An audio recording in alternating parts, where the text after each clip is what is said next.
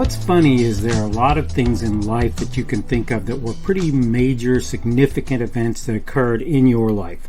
But you know what's even funnier is there are a lot of times when there are little things that happen in your life, and those things stick with you almost every bit as well, if not every bit as well, as some of those more sensational or amazing things or horrible things that happen in your life along the way. I want to talk today on the subject of little things on the Daily Summation from Kurt's Religion and Politics. I'm your host. I'm Kurt, and today is Saturday, the 26th of February, of 2022.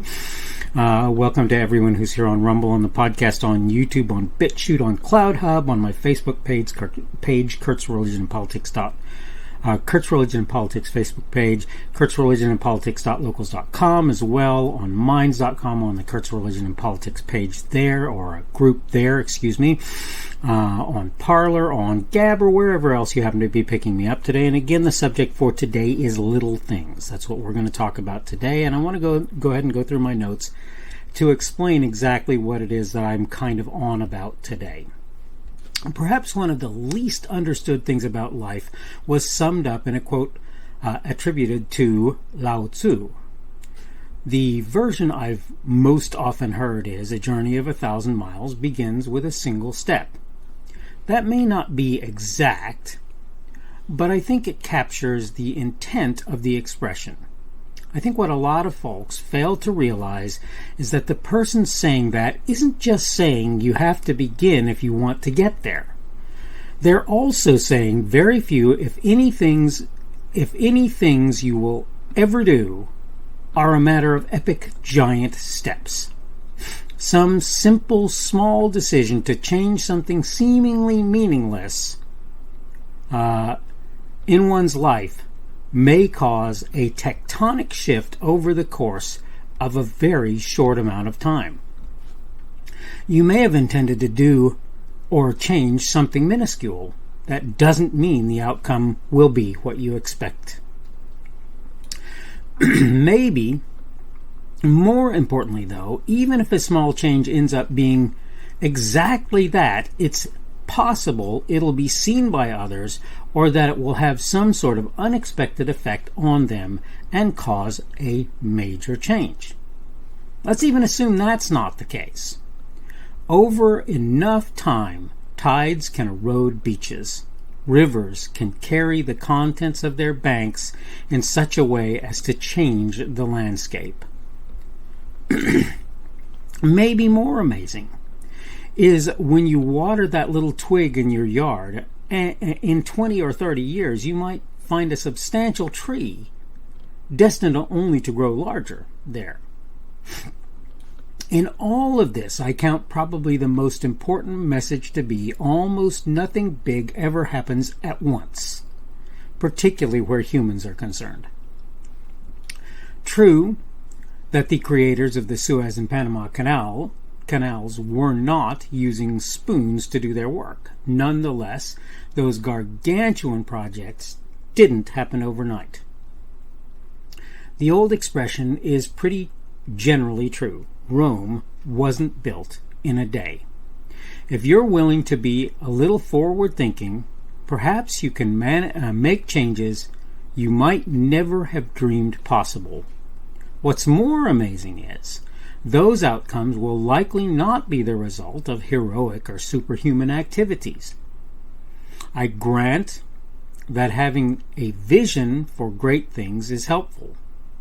The amazing mural on the Sistine Chapel was, after all, no accident.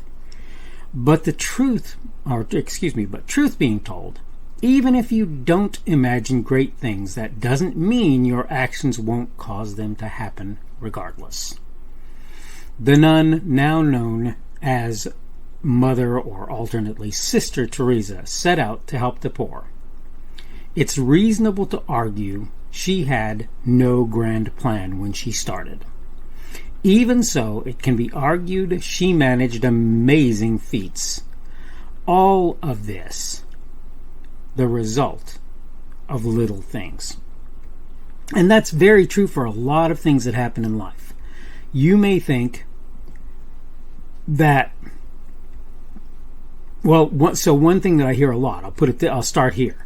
one thing that I hear a lot is people talking about this idea of some flash in the pan, some quick success in the musical or film industries. And you know what most of those folks call a quick success really looked like? About 20 years of work for most of them. You're going to find that most of them spent many years actually trying to get people to recognize them. These days that's a little less true because you have things, you have TV shows and so forth that are set to find people who are great, supposedly great at music or great at film or whatever it happens to be. You have TV shows and so forth, and not only that, but you have things like YouTube and so forth where people can put content out there and it can go viral. But the thing that I want to point out is, even for people in those situations, you can bet that many of them spent the earlier years of their lives singing or playing that particular musical instrument or learning how to act in a way where people would find it convincing or whatever. Even when you look at people that folks look at as overnight successes, typically what you find is there was 20 years of work behind what they did, 15 years, 10 years, 20 years of work behind what they did that made them into a successful individual.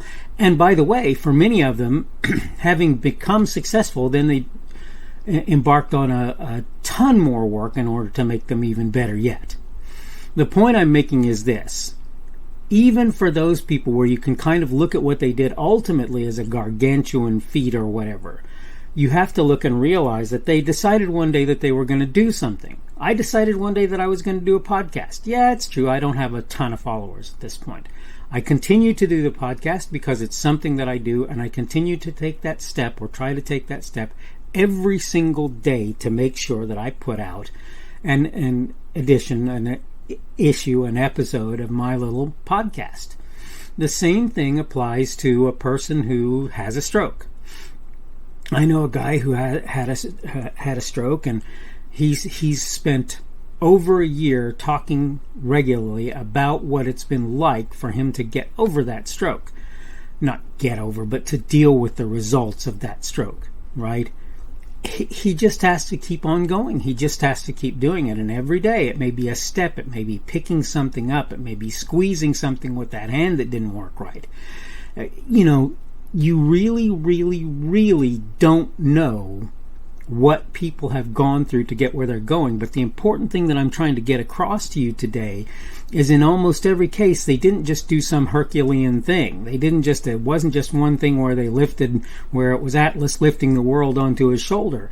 It was do this, do this, do this, do that, do this, do that, do this, do that.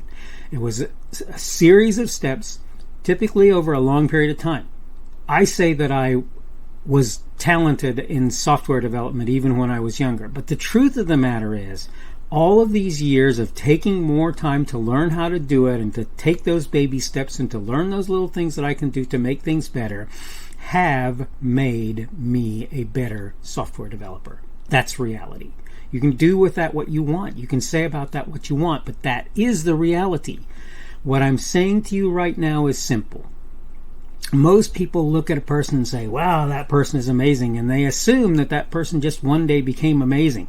No, what happened is it's always, pretty much always, maybe somebody is different from this, but most of the time it's a gradual process where somebody learned and learned and learned and learned and did and did and did and did and walked and walked and walked and walked that path.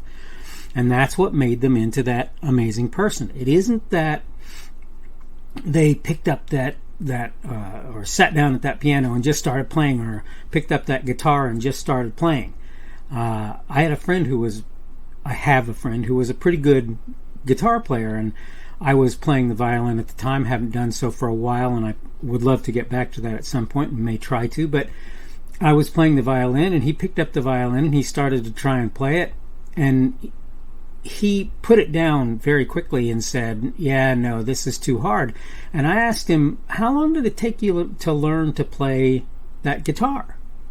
And he said, well, it was, 5-10 years, whatever, right? However long it was. I don't even remember how long it was for that particular individual.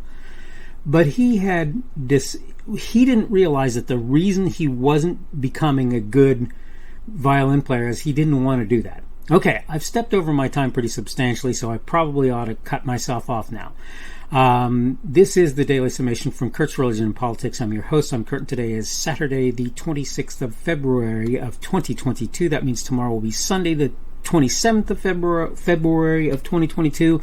Today is the end of the Sabbath at sundown today, which most people in my area probably won't see, except it'll get dark. But that having been said, that's what it is. Tomorrow will be that beginning of the Christian week, according to how most Christians look at life. Thank you for everyone who's been here on Rumble, on the podcast, on YouTube, on BitChute, on CloudHub, on my Facebook page. That's Kurt's Religion and Politics on Facebook.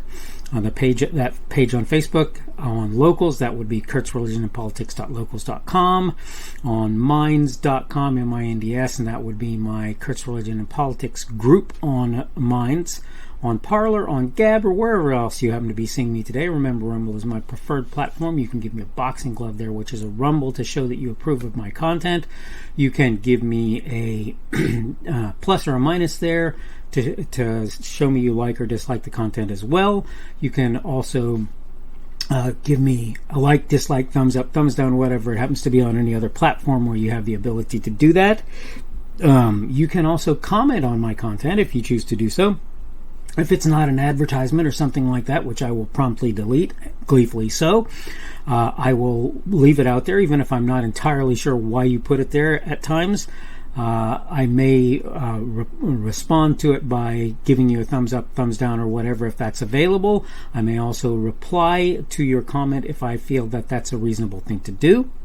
Hope you're having a good day today. Hope everything is going well for you, and hopefully I will see you again on Sunday's edition of the Daily Summation from Kurt's Religion and Politics.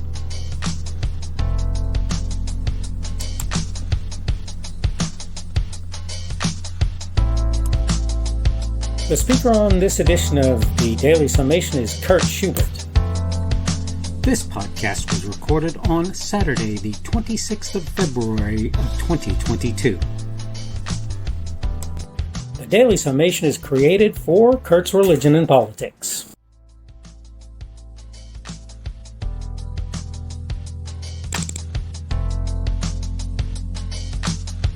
Thanks for watching this edition of the Daily Summation from Kurt's Religion and Politics. I hope you found it entertaining or instructional, or maybe both. If you want to see more from me, you can go to blogs.kpschubert.com. That's blogs.kpschubert.com. I am on Twitter, Parler, and Minds.com. My handle on each of those is @kpschubert. That's @kpschubert.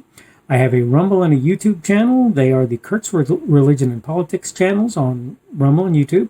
I have a Facebook page. The Facebook page is Kurt's Religion and Politics as well. I am on Patreon. If you want to support me, that's one of the better places you can do that, and you will find me at Kurt's Religion and Politics on Patreon. I have a podcast. The podcast is podcasts with an S .kpschubert.com. That's podcasts.kpschubert.com. I think you should be able to find me with relative ease on Apple Podcasts, Google Podcasts, and Spotify as well. The best way I find to do that is to look for Kurt's Religion and Politics. You can try to use the Daily Summation. I find that it doesn't work as well as a general rule, but you can always try that. I'm glad to have you aboard today, and hopefully we will see you again tomorrow.